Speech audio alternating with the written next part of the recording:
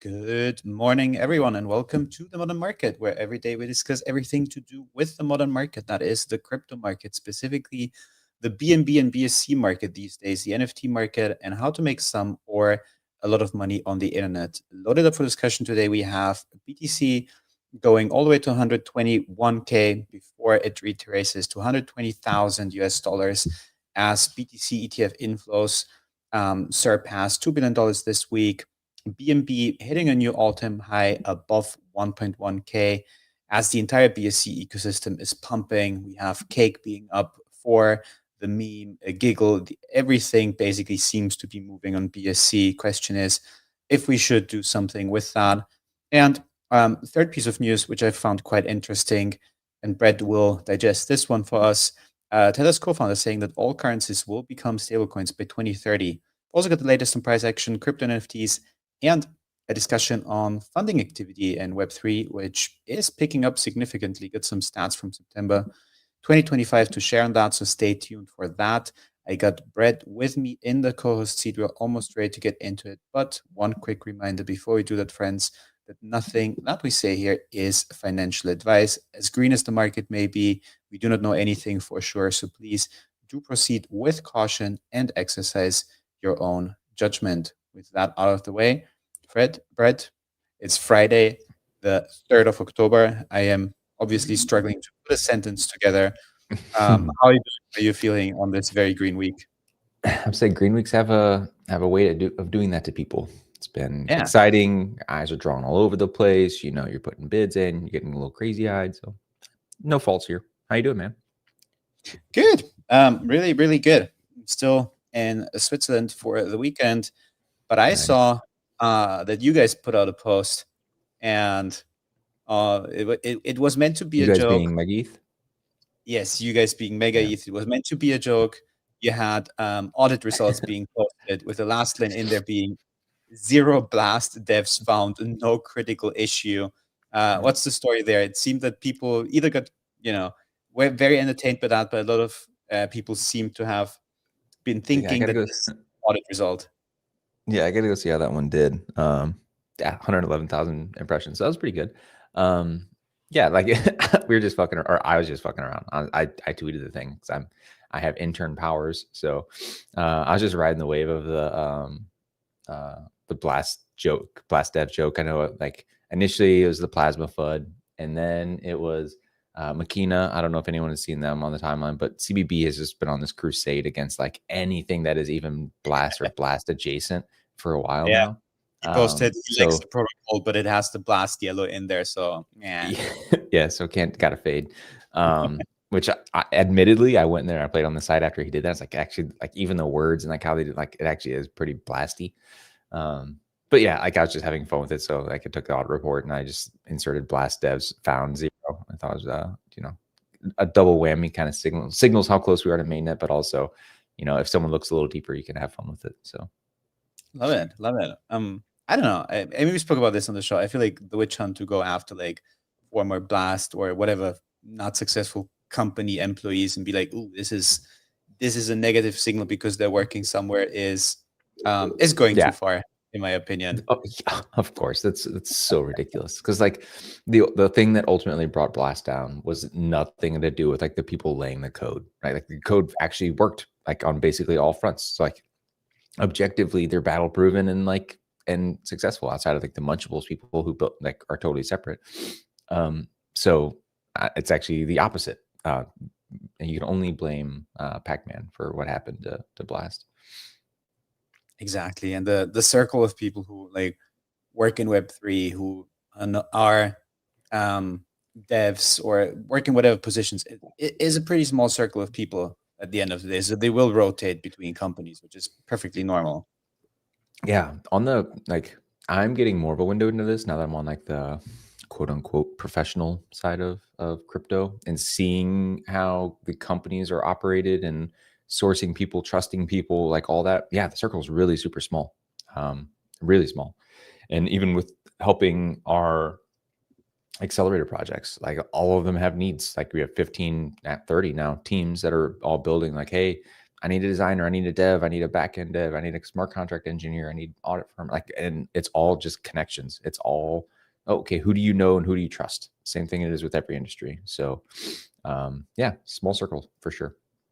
Yeah, I see that in the advisory chats where I'm in when new people are joining these groups because they're joining the company. Like 90% of the time, I will know that person from whatever other project or timeline interactions. As you said, like very, very small circle of people.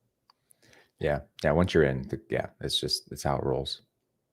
Look, I had one wish for this week, which was to have another Green Friday so that I can have like 5 days of consecutive green charts to stare at and report on the show. And it has been granted. Am I a trader now? When I wake up, the first thing I want to do is I want to check Hyperliquid for trades. Does that make me a trader now? Is that like, Yes. do I have the bug? Yeah, it does. It means you're experiencing the same level of FOMO as everyone is. So Nice. let's get I'm trying let's not to get put on too many trades. I'm trying to, like, I constantly evaluate. I'm like, I want to consolidate into 2 or 3 big positions and like ride those out outside of like chasing a bunch of stuff. I missed the Punkster stuff. It's still running again, whatever. I'll like cope watch that for the next, 6 months. But I did actually like develop a little bit of a thesis on Mantle. I know we've been watching that one for a little bit. It's continuing to just melt up. It's ridiculous. And what's so I was like, what's okay. the thesis? Well, I started looking into it a little bit more. So like, okay, well, we knew the thesis then, but like I had not done the research into like how deep it's going into it. So like I'm building up a little bit of conviction. And so for anyone who doesn't know, Mantle, as it is known to most people, is Mantle, the Ethereum L2. Low to no activity, basically dead chain, right? The reason it's compelling to a lot of people is because it's backed by our Mantle, the L2, is originally from BitDAO, which is money derived from Bybit. And Bybit is the world's second largest exchange by volume. They have insane amount of open interest. So they're like really big on futures. Bybit listings are pretty big on that front. And Bybit recently, like, and so before I dive into that, and they had a pretty large treasury. I think it's like the 3rd largest treasury. Mantle, the L2, has the 3rd largest on-chain treasury in all of crypto. It's like a couple $100 million when you don't include MNT. But if you were to include MNT, which obviously is its own token, so like it's like several $billion, right? Where it's like 600 million otherwise with like Ethereum stables and a bunch of shit.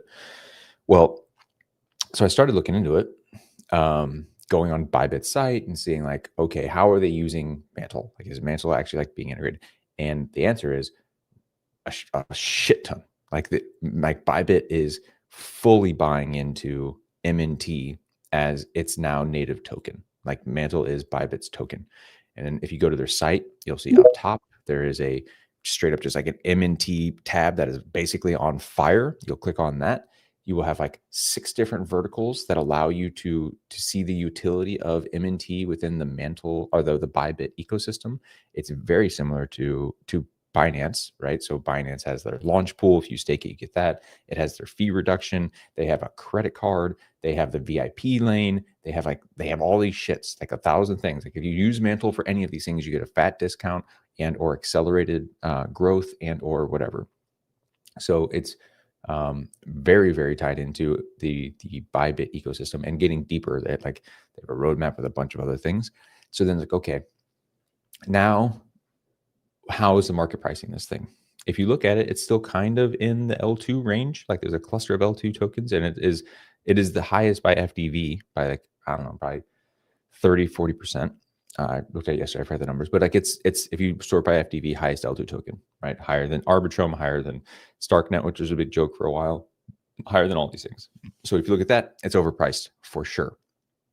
Yeah, it's a bump up against that $2 mental resistance. It's like I'm waiting for this thing to like make its move before I bid it, because I'm going to bid it here.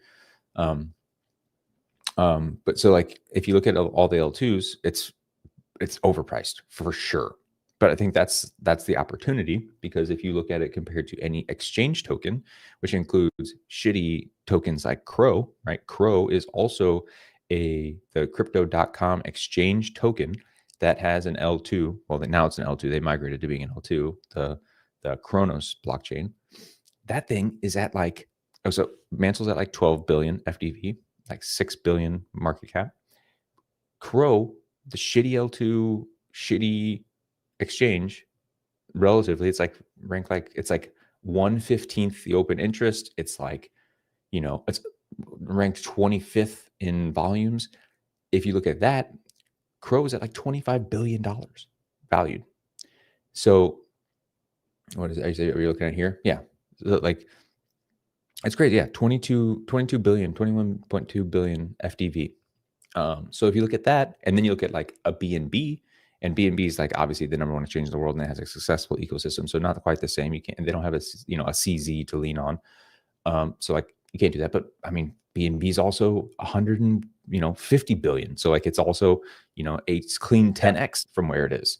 So if you start stacking it against its actual true comp, which is these other centralized exchange tokens, it then becomes pretty significantly underpriced relative to its field.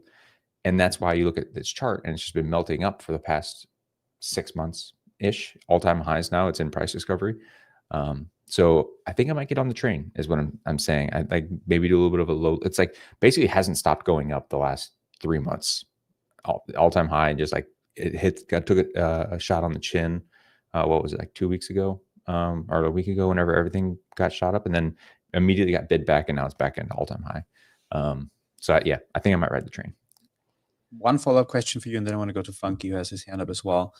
What changed in terms of that price action? We've seen it's up 70% on the month. Is it people more realizing that affiliation with Bybit, or is like Bybit also more proactively communicating that? Yes, that was not a thing. Before it was purely just the L2 token. So it's transitioning to now being front and center for Bybit. Like the association was always there, like they were always touching, but like now if you go to Mantle's site, you'll see like all the launch pools and all the everything that Bybit used to do.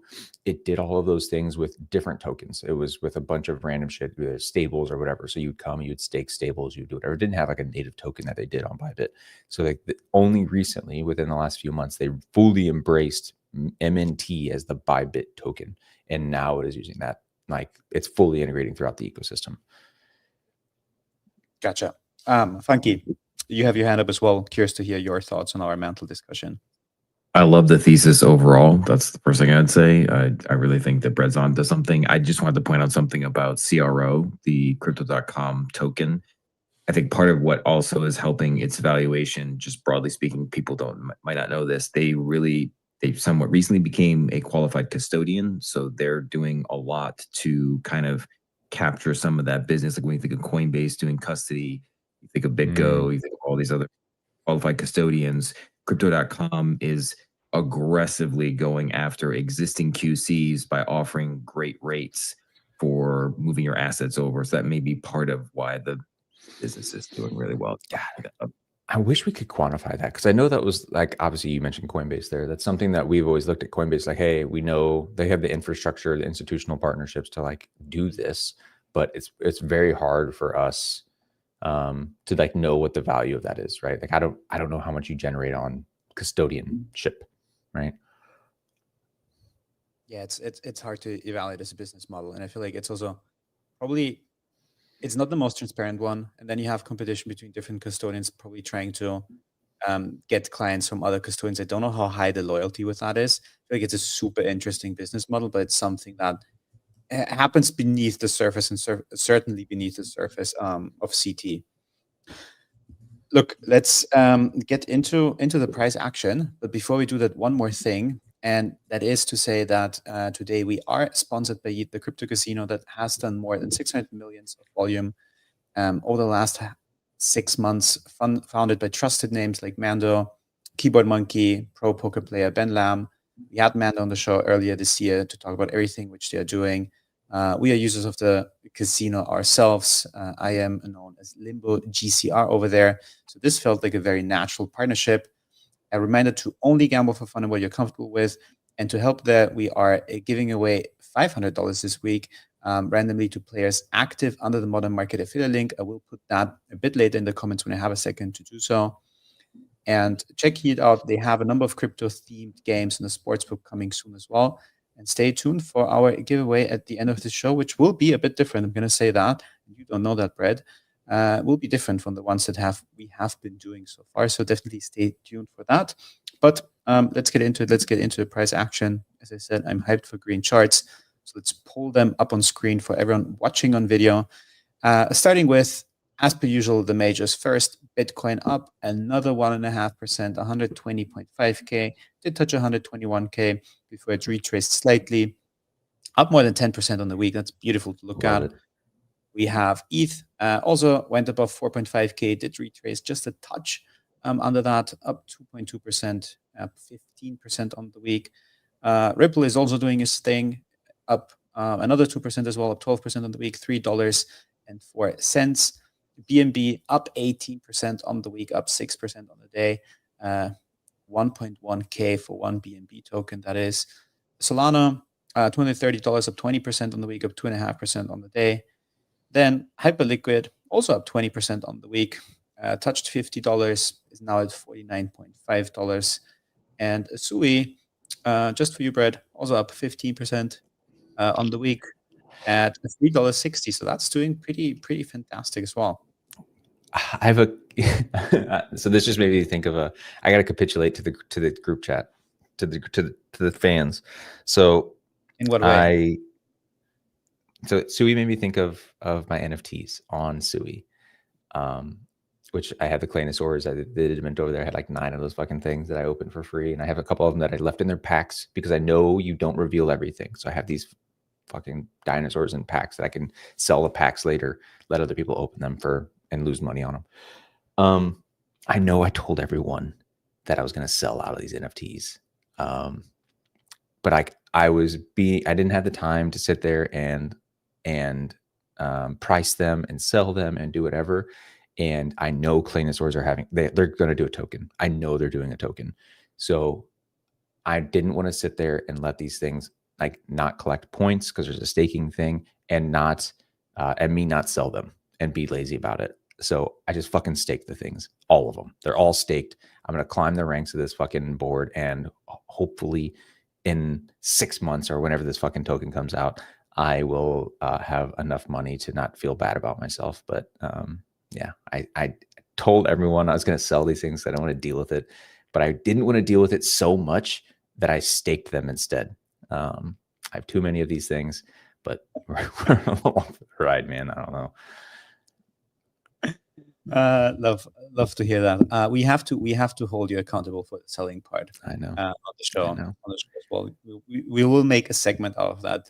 The bread is selling, bread is taking profit segment. Let's have a special. We'll sit here for 2 hours if it takes us, and I will have everyone here coach me, and we can price them together, and you guys can I'll sell them to discount. I'll raffle some out. Just like help me sell the fucking things. I just don't have the time, man. Yeah, I feel it. I feel like, that the whole portfolio management is taking up more and more time, and especially as things are ripping high, especially as you see like many more opportunities coming up, and then you also want to take profits. It's a full-time job, and you already have a full-time job, so it's impossible to do both at the same time. And that's like also one of the reasons, by the way, why I said in the Telegram chat that I have still plasma tokens. I'm also trading plasma on perps, and I was like kind of watching the plasma price action and seeing it oscillate anywhere between like $1.05 down to 90 cents. I was like, man, that could be like perp traded, do some swing trading. And I'm like, dude, if I do this, and I was doing this, and I was partially doing good, partially failing miserably at that, but it takes up so much time, which is time that I could use to research new protocols and projects I'm interested in. So I'm like, I need to cut down that perp trading activity completely and just be happy with my spot bags and not try to like multi-win or force multi-wins on this one thing, because as you said, like time is really the issue here. Yeah. I just so yes, it is, which is why now I'm leaning on our chat. Chitoshi's in there, and he's become like my pseudo quant in there. I love it because he's just he's very into TA and does all this stuff. So we're talking about M&T. People are talking about it, and I just tag him and like, bro, quant it up for us. Let's see what you got. And lucky enough, he did it yesterday. So now we're gonna look at this trade in the chat and see if maybe it's worth entering into together. Yeah, shout out to the Modern Market chat. Like when I'm not reading it during the show, like right now, because I'm traveling, I just have the MacBook in front of me, and I go there after the show. There's like 100, 200 new messages in there. I had a friend of mine who is good listener of the show, good friend of mine, and he's like, dude, I can only check in like 2 or 3 times a week, and there's like 1K new messages. This is like really, really active. I'm super happy with how that played out. It's essentially the place that we tried to build on Discord. Like it never really took off in the same way, but Modern Market, Telegram chat, It's Telegram, job, man. Yeah, I love it. Yeah, it's just doing closer to the heart of the space for sure. yeah, it's where we Myself spend too. our day either way, right? Yeah. We're talking tokens. Did you guys cover Burb yesterday? No, we're gonna do that today. But talking about tokens, let me get into the meme stuff first, and then we'll get to the NFTs and touch on Burb as well. There we go, sharing it on screen. Basically, for memes, it's mostly a red day, but not very red. Doge is down almost 1%, SHIB down 2%, Pepe down 1%, Pachi Penguins down 2.7%. Putting that in context, obviously, all of these things which I mentioned are still up anywhere between 7 and 16% over the week. Bonk is down 3%. Trump is flat. SPX Moritz coin is the outlier here, up another 5%, up 35% on the week. Was he big in that? Murad? Oh, you said Murad. Murad. That's my Midwestern accent. I heard Moritz. Oh, so no. It's, yeah. I don't know. Moritz was in Mog coin, but I don't know what Moritz is trading meme-wise right now. Dog we've had is down 1.5%. Fartcoin is down 5%, but still up 17% on the week. And just scrolling through that, similar, because we mentioned Mog coin, similar picture there, down 4% on the day, up 30% on the week. So it's a bit of a red day for most coins, with some exceptions, as SPX, as useless coin, which is also up another 6% on the day, now up 60% on the week. So is that on BNB? Useless? What? BNB? I don't know, because like I saw there's a couple of memes running on BNB right now, and I thought useless was on. It's on Solana. Okay, there's one that's like that. That's like a useless variant, because like 4 is the big one, and there's like people are talking about these meme coins ripping, which is why they're talking about Cake being a good buy, because Cake, which I mean, admittedly, it's been underpriced for a while now. But it's not something I want to dance in, but it's why it's moved recently. Yeah, you have 4, you have Giggle. We'll get into that in the BNB segment. The other thing that is running that we probably have to quickly touch on is Zcash. That is at $151, up 180% on the week. It's a trade that I am completely sidelined to be honest, but not interested. It's a massive run up. Obviously, can't ignore that. Have to touch on it, but it's not something. Volumes going down. It was the flavor of the week for like 3 days. I bet this thing is going to do the same chart pattern that all these weekly metas are starting to do these days. It runs up really hard because everyone missed the last trade. The last trade is always the meta. So whether it was the revenue tokens and pump and hype for a weekend, or then the perp tokens, which were made Avantis and so Avantis and Aster and everyone else run up, and then like we're all look at Avantis. Avantis was everyone's darling for like 3 days, and it is now down. I think it was like 45% over the last 5 days. You're trying to do all these beta crush it or beta chasing, and you keep getting run over, and it's going to continue to happen. So like right now, and Zcash is like admittedly probably not the beta, because like there's a ton of privacy coins, but still it is like the same meta of it is the beta to like the thing that is actually like dominant in the ecosystem, which is pump and hype, and maybe 1 or 2 other coins that are like continuing to capture mind share.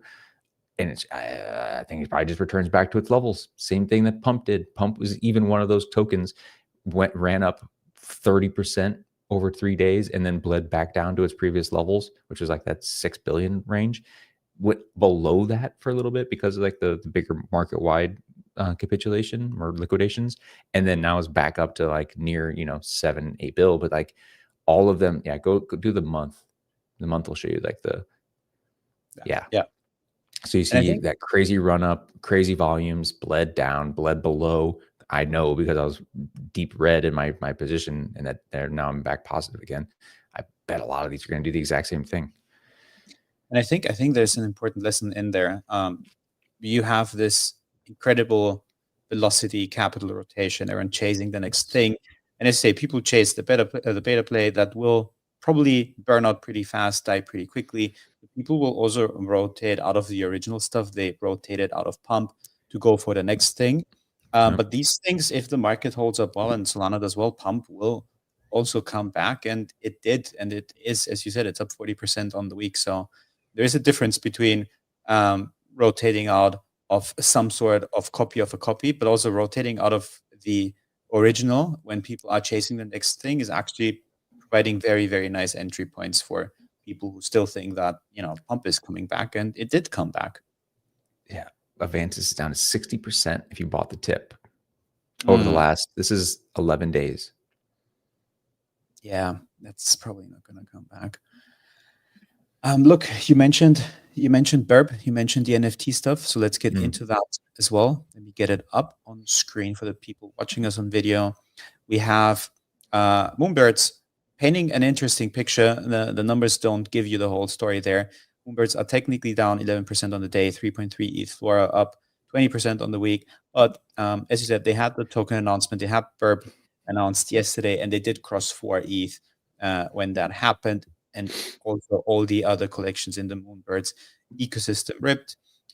We'll comment on Burbs in a second. Let me just give you the rest of the NFT price action. Miletus are down 12%, Pudgies are down 3%, 9.5 ETH floor. Bored Apes are sliding down even more.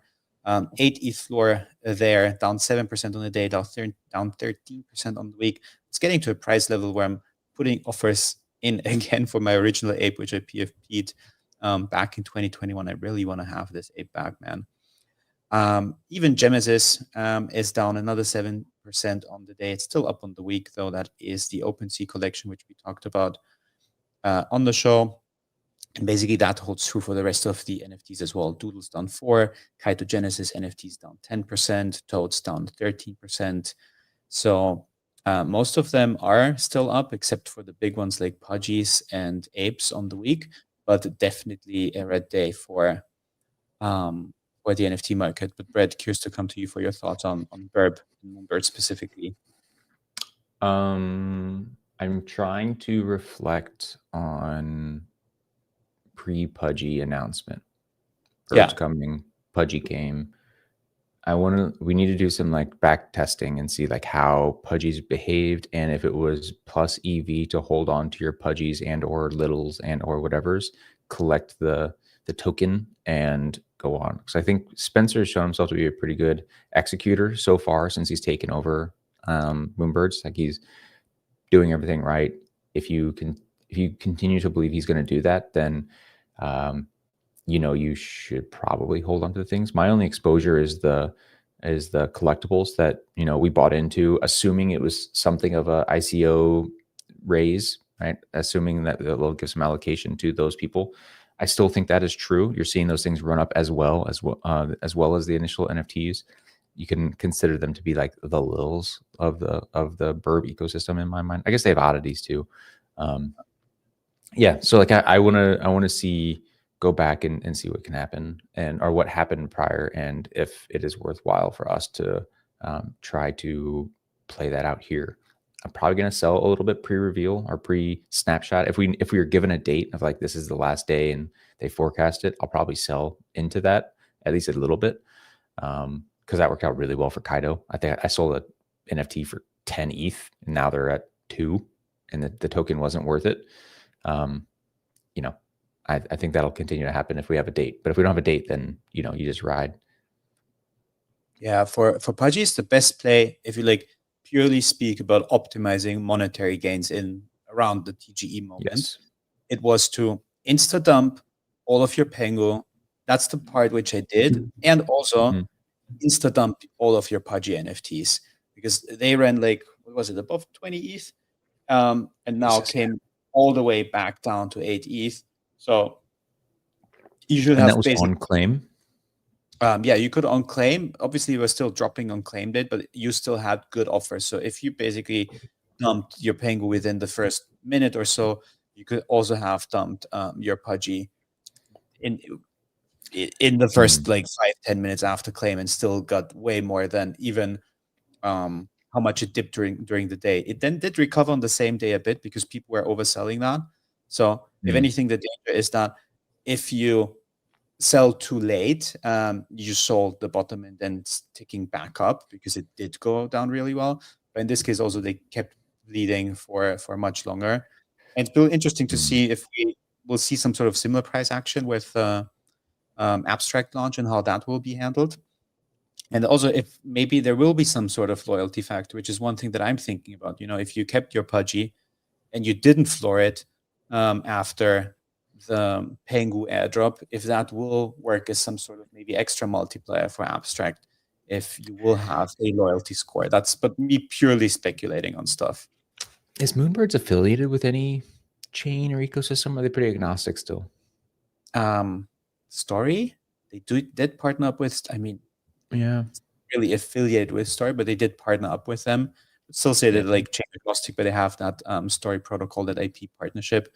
I think Pudgy Penguins have that one now as well, right? They have announced that too, I think. But I would say they're still pretty much chain agnostic. Yeah. Okay. If anything, because it was like historically like an art community, an art collecting community, and all of like the valuable art is living clearly on ETH mainnet, then I would say that this is where its historical roots and affiliation is coming from, but not in any like official capacity that they have like any specific dominating partnership. Okay, that's useful. Alrighty.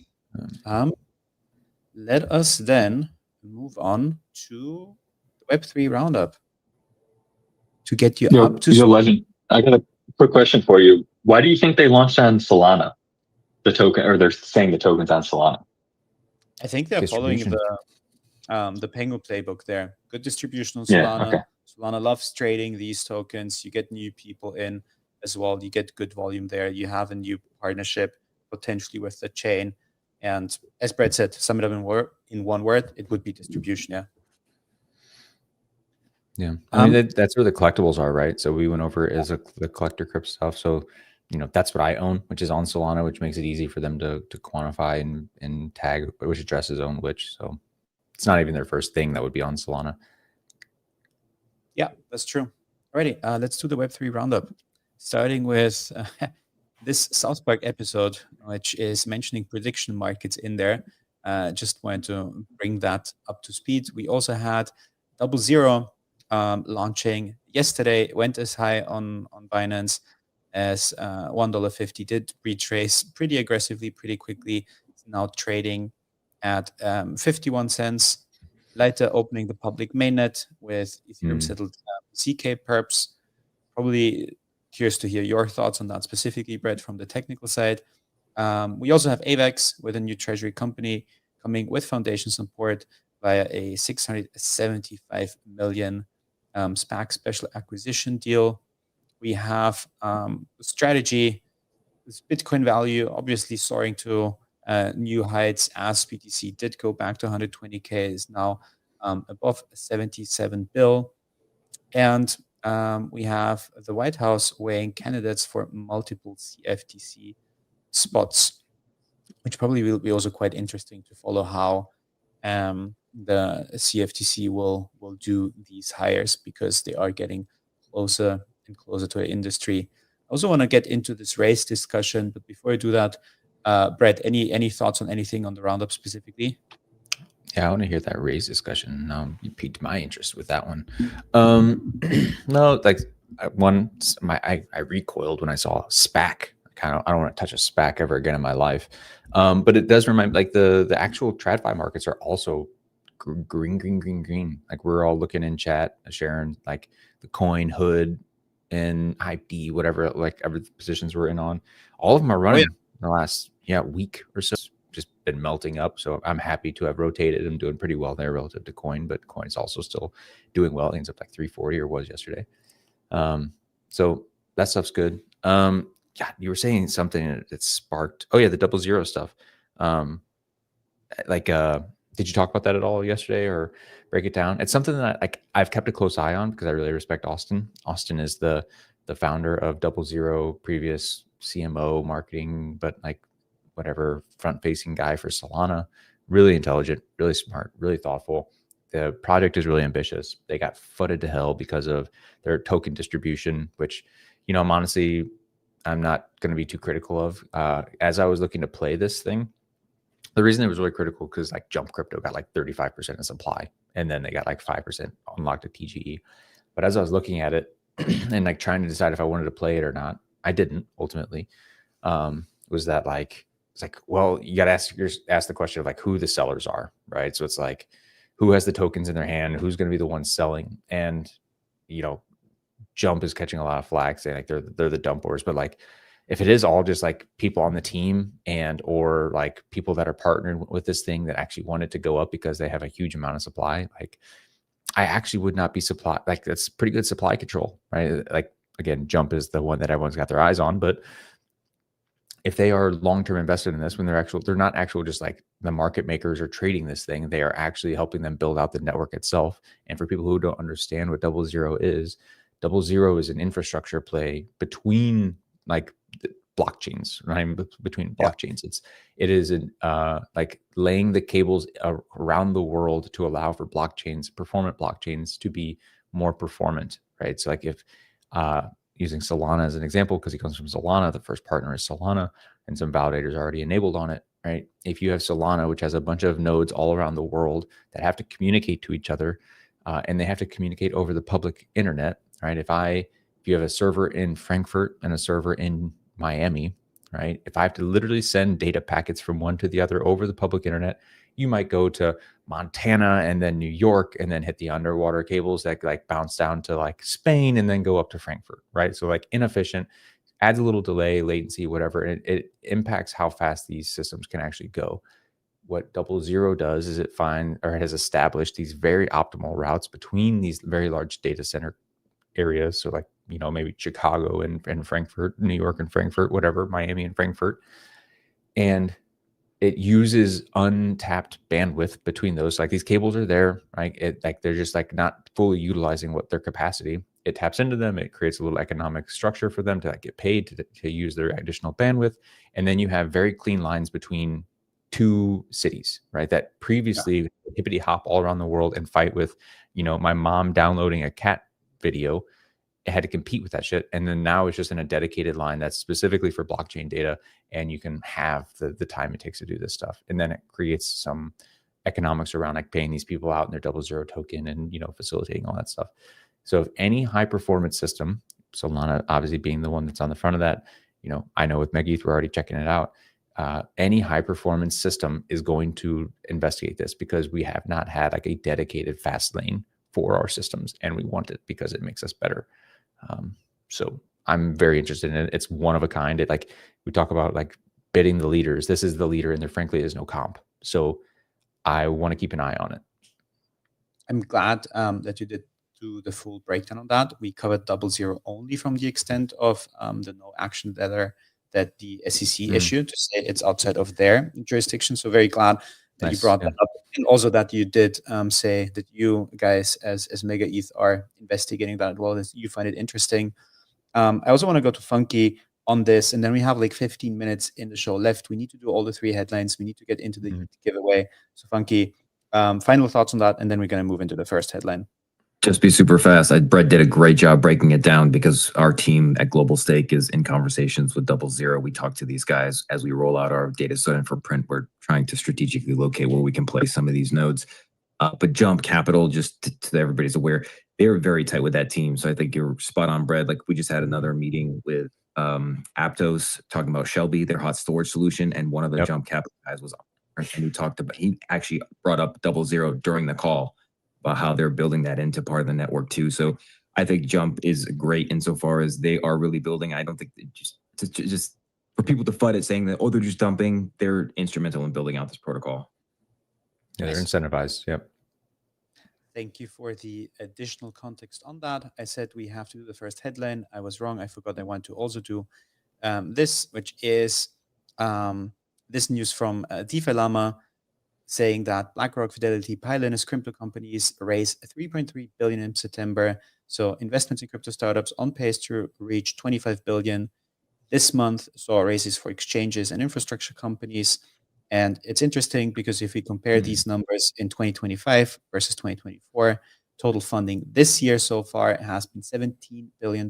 Last year has been only a 10-ish billion, so more than 7 billion despite the year still running. PitchBook is also looking at the data. They are predicting that the industry will raise a total of 18 billion this year. We're still a bit away from the like crazy spikes that we had in 2022 in terms of raising, but definitely having a very, very strong 2025 in terms of the raises. So A, Brett, curious to hear your quick thoughts on that, and B, is it something like this increased founding and funding activity that you notice from the MegaETH side as well? I can't say I noticed it from our side, but it is an indicator that I was looking to. I remember very vividly, I want to say it was probably a year ago at this point, where everyone was like, market's topped, we're over, we're done. Like it's all, we've reached it and we're done. I remember writing a thread of all the data points that you could look to show that we had not topped. And this was one of them. Like I was just, if you look, early 2024 or early 2025 on that picture, it's just like the volumes and the actual amount of raises was basically zero. So to say that we've topped whenever we haven't had this inflow of external capital, right? Because like all of that money has to come from VCs. It goes into the pockets of people, and then some of them use it nefariously. Some of them actually try to build products with it. It's usually just a good indicator of flow from external to within the ecosystem. So I had that mapped out on there, and I'm glad to see that it actually picked up, because there was a point where people were just like, it'll never come back. It'll never, like, it's over. It's all broken. But like, as you can see, we already reached all-time high on one of those charts or one of those bars. And then, yeah, the density is starting to pick up, and I think we'll just continue to see it accelerate. Exactly. It is also the density. We have like multiple months that have been doing very well in terms of funding activity. Look, let's get into the first headline. Probably gonna tie the first and the second one together, which on the one hand is to do with the Bitcoin price action, on the other hand is to do with the BNB ecosystem activity. So we said at the top of the show that ETF inflows are looking excellent this week. Just for Bitcoin alone, the spot ETF net inflows have surpassed $2 billion. We had 600 mil yesterday, 675 the day before, 429 on Tuesday, and 518 mil on Monday. So very, very strong week for Bitcoin in terms of inflows. Going to Polymarket to check this prediction market with the question, what price will Bitcoin hit in 2025? That has $29 million worth of volume. We have 86% of the market thinking, yes, we're going to see 125,000, 70% still thinking we're going to see 130K, and almost half, 45% thinking we're going to see 140K. So that is a very, very bullish outlook from the market side. S&P 500 gold price, we checked it almost every day. They're still doing great. Not going to get into that today because we just don't have the time to do that. And as I said, let me quickly connect that with the second headline, which is to do with BNB breaking out over 1.1K. We also said it, Pancake Swap, the main exchange there, is doing well. It's up 24% on the day. It's up, the monthly chart looks even more impressive. It's basically one straight line up 40% on the month. We have for the meme running for 5 days straight at 150 mil.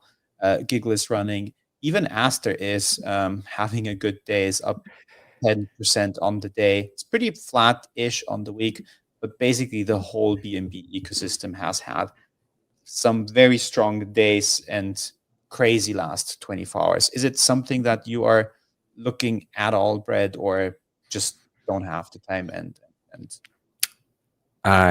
Aster is now back on my radar. And it's back on my radar. Like, we knew there was like crime potential. We knew there was like cabal potential, like all these things. I listened to a space that CZ was on. Unfortunately, it was with Alex and co. But the thing that he said, right, he called out specifically that he could not operate the exchange as part of his agreement with the U.S. government. Now, I don't know if that was referring to Binance US for a stint there and like the separation and stuff he had to have. I want to go back and listen to it, but it basically just made the indication that he has to come on chain, like, and endorse a DEX. Basically, he's like, I have to push everything on chain as a DEX to like remove myself from it. And he said, I think DEXs will be even bigger than centralized exchanges long term. He's like, I totally believe that. I think it's a better product. Like eventually that'll get there. Then you see pictures coming out of Token, and it has Binance or CZ plus an employee that used to be Binance that is now working for Aster, and then Aster's new CEO, which is above her. And you just see how tightly coupled those two are. And the combination of all of these things to see CZ is now saying he needs to like get invested in a DEX and push it, and it'll eventually be bigger than centralized exchanges. There is very tight relationships between Aster specifically and Binance, right? He's been tweeting the shit out of it. He has previous employees that are over there. Like they're very friendly. Like, is this the one he's going to just like run up? Now, like, it's obviously pretty, like there's a lot of things going on right now. I don't know that I want to do it immediately because there is just like this farming that's going on and it's just coming off a meta. Like, I think, you know, maybe it doesn't just like continue to go up from here, and like it has to have a little bit of a cool off period, but there's a lot of signals there. A lot of signals. We also had a post on the show by Mantle when he was still at BW Career Blockchain Week saying that it seems that CZ's affiliation, this is the talk there, is like really, really close to that.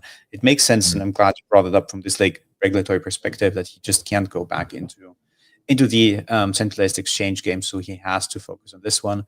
So basically the thinking here is we wait until the next airdrop distribution is done, see the price action afterwards, and then decide, do we want to go in, don't we want to go in? Is that your thinking? Is that a fair summary? Yeah, I would say that. I think that all this farming right now just makes it feel kind of crowded. Like I just don't want to dive into this thing. And most of these things cool off, like we've just been talking about it. So I want to keep my eye on it for sure. Like I think this just like solidifies it in my head is not a meta. I want to keep an eye on it. Sounds good. Sounds fair. Alrighty, let's get into the last headline. Brett, this is going to be yours. And it is to do with this Cointelegraph article that says, that reports the Tether co-founder thinking that all currencies will be stablecoins by 2030. So what do we need to know? Yeah, this one is actually pretty close to our own thesis. So the headline is all currencies will be stablecoins by 2030, says Tether co-founder, who is Reeve Collins, the less talked about co-founder of Tether. And honestly, that's most of the story. He just, and the reason he believes that is the same reason that I am here, the same reason that most of us are here. Whenever you look at the systems, right, that are in place, that is the blockchain versus a lot of the TradFi systems, you just can look at it and objectively say, like, blockchain is better. It's better for like on a lot of fronts. It saves you money. It saves you time. Like it does a lot of solution solving. So he basically is just saying that in a world where the US regulatory system is more friendly to blockchain innovation, this stuff will just continue to proliferate, and it will continue to proliferate. One, because it's better.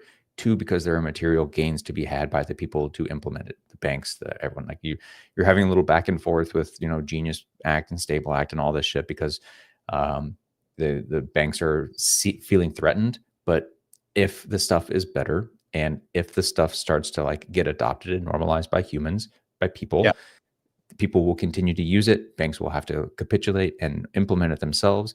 And then we enter into a space where everyone has their own kind of stable coin or whatever, because it is just better. And the infrastructure is built out that people can utilize it across different stable coins, across different blockchains, whatever. It just gets normalized. And I fully agree.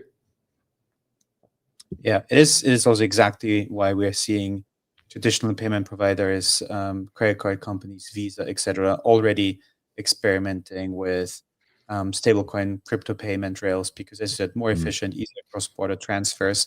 The thing that that's me speaking from the European perspective, curious to see play out, is that the EU still has this conflict going on, where I feel like on a regulatory level, we have the MiCA, the Markets in Crypto Assets Directive, which is embracing stablecoins. It has regulations in there, but the central bank, the European Central Bank, is the one which doesn't like stablecoins, and they want to have the CBDC, the central bank, a digital coin. So this conflict is, I think, still going on, and it will be interesting to see how this plays out on a global scale, because clearly US is pushing for dollar dominance when it comes to stablecoins, and I don't think that.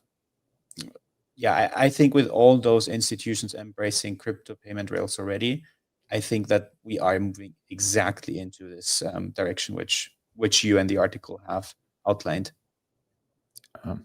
So two things come to mind when you talk about this. One is I've been listening to a lot of podcasts from the founders of the stable chains. So Plasma, Tempo, all like Arc did one. So listening to them and like their theories on like how this stuff is going to mature, and they're all taking pretty different approaches, and it's very similar to like the modular versus monolithic. So like Plasma is variant on USDT, right? USDT has the free transfers, whatever. And then you have Tempo, which is the Stripe blockchain. And they are like, bro, no one is going to want to have to like settle to a singular token. Everyone needs to have their own currency that they want to settle in. You just got to seamlessly let them swippity swap between them natively on the chain. And so like, that's why they have the built-in AMM for stable swaps and shit. So like, it's interesting to hear those guys talk about that stuff, and whether or not like we're going to have a infinite stablecoin world or a like a winner takes most stablecoin world, which is basically the two theses there. Yeah. And two, go Sorry. ahead. Go ahead. No. Go for it. Go for it. This other one was separate. It's same line, but if you have a thought on that. Then I'll say it in one sentence. If we go for infinite stablecoins, then you will have businesses who will print billions in just doing stablecoin arbitrage between all of the different stablecoins, trading firms who will specialize on that. Yep. Yeah, totally agree. Yeah, it's FX trading, right? And which has been like everyone has waited for that to come on chain because it makes sense, but like it's just never ever materialized for whatever reason.